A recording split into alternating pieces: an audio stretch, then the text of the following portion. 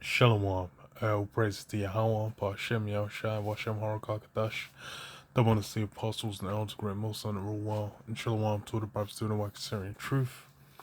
Yeah, I saw this article, and it's funny because essentially, since this Pope's come in, he's more or less been pushing the Vatican, that Catholicism, towards that universal mindset, a universal view. And it's not really a surprise because it's in the name, Catholicism. It's that universalism of, you know, the faiths, which is why, this guy's going and linking up with imams and that, and checking for them. Man's, man's, bowing down to Lizzie when she was on the scene. So he's been part of that system. He's obviously head over one of those frogs. We got over here London, you got Washington D.C., you got the Vatican. Then man, it's a city state. They're ruling themselves, and then what are they doing? What's their purpose? It's to push out certain energy. These guys, their role is greatly to push out a lot of those spiritual angles, and that's why. And but then it's of the beast, which is why they're talking about the same-sex marriage thing. Because why? Because they're in accord, man. Their job is to push the vibration of what these guys are about. So it says, it's on AP News. It says Pope approves blessings for same-sex couples that must not resemble marriage. It says Pope Francis formally approved letting Catholic priests bless same-sex couples. The Vatican announced Monday a radical shift in policy that aimed at making the church more inclusive while maintaining its strict ban on gay marriage. But while the Vatican statement was heralded by some as a step towards breaking down the discrimination in the Catholic Church, some Alphabet Crew advocates warned it underscored the Church's idea that gay couples remain inferior to heterosexual partnerships. The document from the Vatican Doctrine Office elaborates on a letter Francis sent to two conservative cardinals that was published in October. In that preliminary response, Francis suggested such blessings could be offered under some circumstances if the blessings weren't confused with a ritual of marriage. So yeah, essentially, it's pushing out that new vibration, that brand new, man, that what's coming with this place, that fashion that's after Esau's rule, because that's really what it is. For you to be promoting this, you basically bring in something new. You go into the scriptures and you add into it, because that don't exist, and that's plainly showing again, because these guys are political structure within Esau's power system. They're not about the scriptures. They're not about the word. They're not about Yahweh Shem Yahushai. They're not about truth. Never been about. From when these things were set up, even by going back to Constantine, it was about what? Rolling together all those carnal beliefs into something that was palatable for the masses. A council of Nicaea was getting together to what?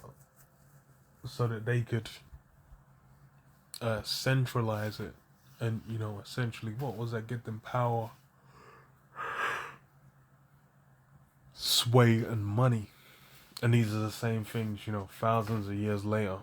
It's still about them, that same methodology. It's about what? Money, power, control, man. The new document repeats the condition and elaborates on it, reaffirming that marriage is a lifelong union between a man and a woman, and it stresses that blessings in question must not be tied to any specific Catholic celebration or religious service, and should not be conferred at the same time as a civil union ceremony. But yeah, but then what? You're claiming to bless, let's say, that has absolutely nothing to do with the scriptures. That's some brand new shit you just sprang out of earth and you put on them. But that's that's really what it is. That's the real. Matthew 5:17 says, "Think not that I am come to destroy the law or the prophets. I am not come to destroy, but to fulfill." Yahushua came to fulfill the law, not to destroy it, not to basically bring it to an end. It was to set up the means by which we could engage with it without being destroyed, so that we could partake in the kingdom, man, so that we could be allowed into it, man. The means by which, the sting of death wouldn't hold sway over us. Sin basically being, because we can't keep the law correctly, sin would annihilate us, man. It decimate us. It's over. It's a wrap. But it was the means by which what?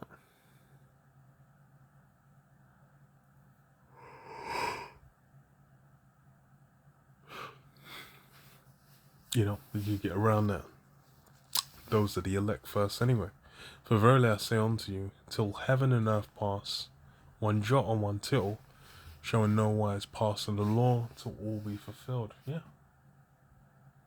None of that's gonna pass in the law to all be fulfilled. Real shit. Real shit. There ain't gonna be a point in time where it's just gonna actually, throw what it says in the Old Testament in the bin. We're just going with some brand new love thy neighbor. What's love?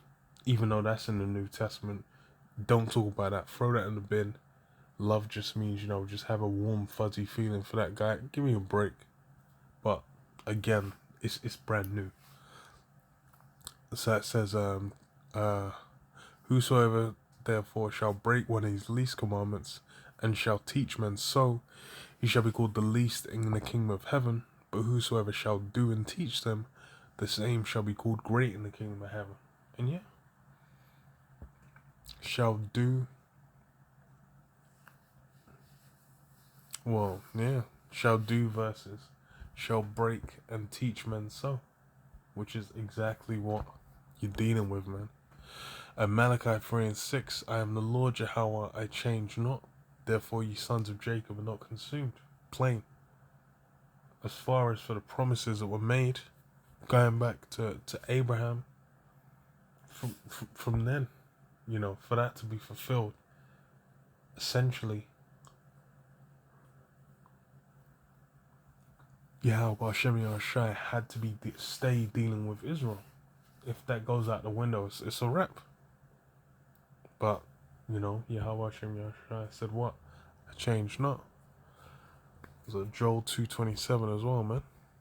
Only Israel. And then what's not changed? Leviticus 20:13. If a man also lie with mankind as he lieth with a woman, both of them have committed an abomination, and they shall surely be put to death. Their blood shall be upon them. And that's plain. That's something that's not changed. It's still in effect now, but again, what Esau's been given the rule, he's decided, he's green lit, and beyond that, he's empowered it to where, you're actually on a higher spectrum or grade of being,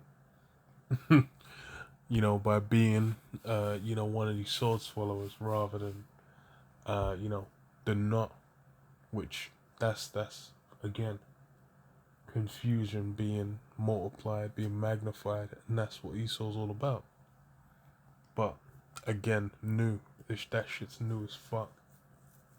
It's not going to endure. And the very act itself is a reason as to why it won't endure. Because there's no fruit in it. It's a vain act. But yeah, I'll leave it there. Shalom. Yabashim Shab Shim Kakadash Bakta. Shalom.